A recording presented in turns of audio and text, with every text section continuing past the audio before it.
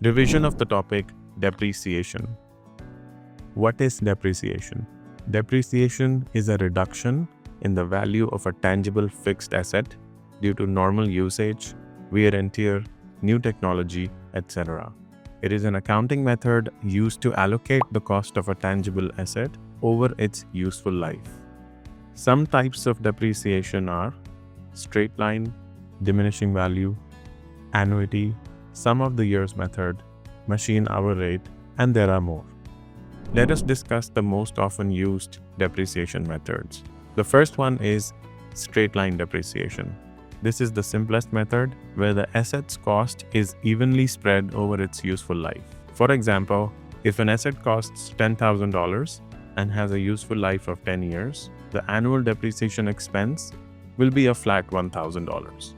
The next commonly used depreciation method is diminishing value method. It is calculated by applying a fixed percentage on the book value of the asset.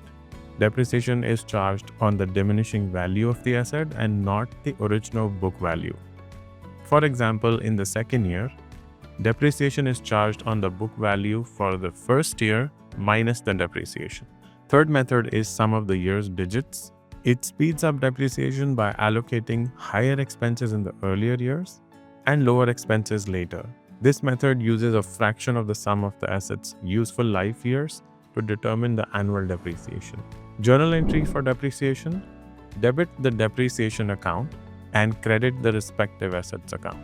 The logic for this journal entry is debit the increase in expense, which is depreciation, and credit the decrease in asset.